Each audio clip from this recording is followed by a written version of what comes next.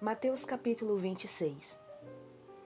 Quando acabou de dizer essas coisas, Jesus disse aos seus discípulos: Como vocês sabem, estamos a 2 dias da Páscoa e o Filho do Homem será entregue para ser crucificado. Naquela ocasião, os chefes dos sacerdotes e os líderes religiosos do povo se reuniram no palácio do sumo sacerdote, cujo nome era Caifás, e juntos planejaram prender Jesus à traição e matá-lo. Mas diziam: não durante a festa, para que não haja tumulto entre o povo. Estando Jesus em Betânia, na casa de Simão o leproso, aproximou-se dele uma mulher com um frasco de alabastro contendo um perfume muito caro.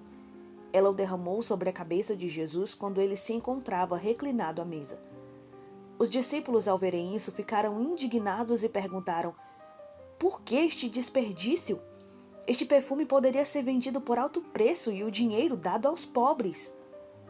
Percebendo isso, Jesus lhes disse: por que vocês estão perturbando essa mulher? Ela praticou uma boa ação para comigo. Pois os pobres vocês sempre terão consigo, mas a mim vocês nem sempre terão. Quando derramou este perfume sobre o meu corpo, ela o fez a fim de me preparar para o sepultamento.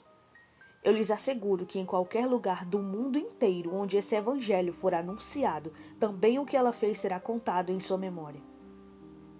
Então um dos 12, chamado Judas Iscariotes, dirigiu-se aos chefes dos sacerdotes e lhes perguntou: o que me darão se eu o entregar a vocês?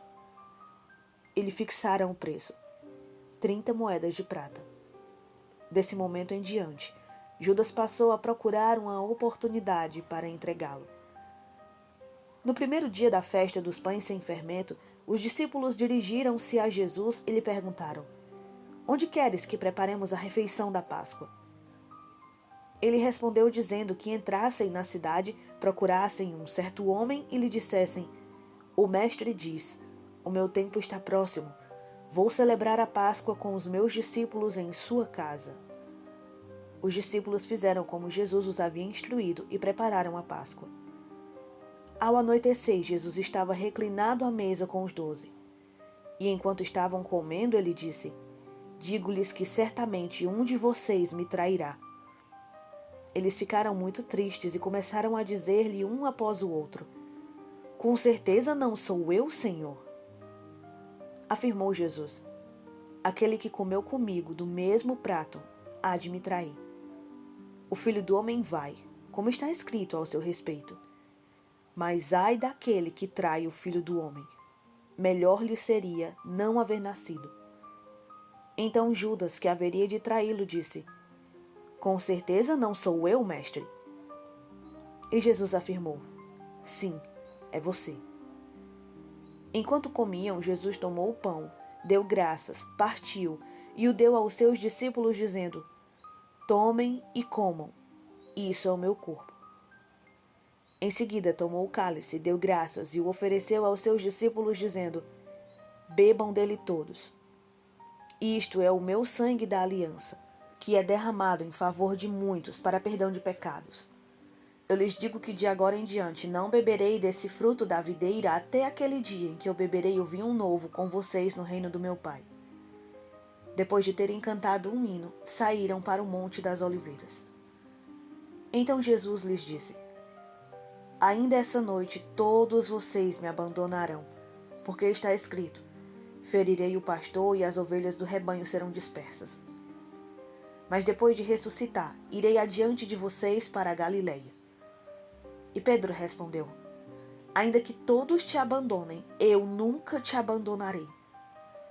Respondeu Jesus: asseguro-lhe que ainda essa noite, antes que o galo cante, 3 vezes você me negará.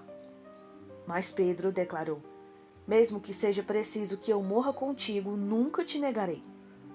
E todos os outros discípulos disseram o mesmo.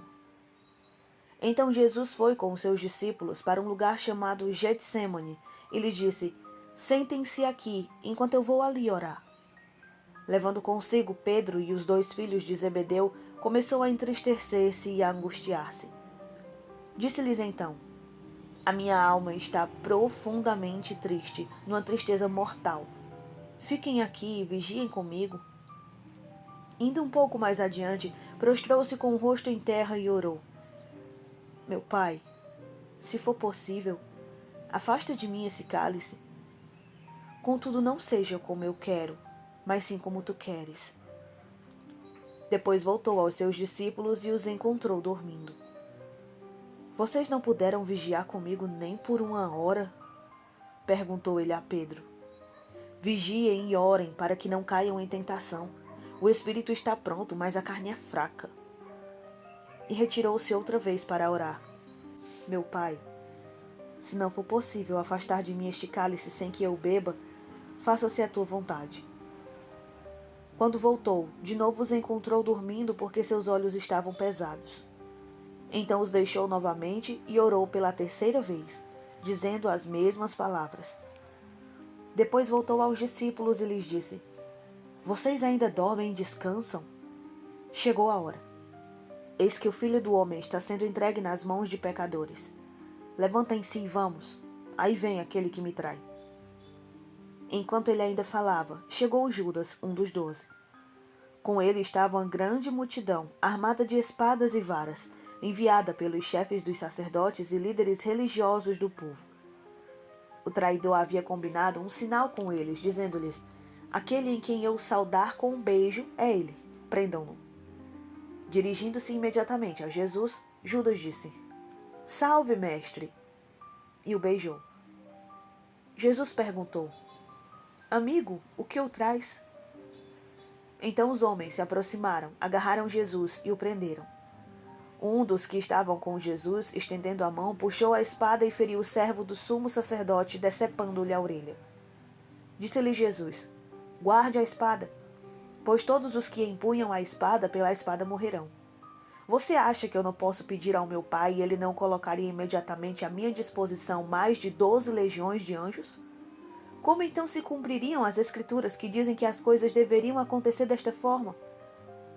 Naquela hora, Jesus disse à multidão: Estou eu chefiando alguma rebelião para que vocês venham prender-me com espadas e varas?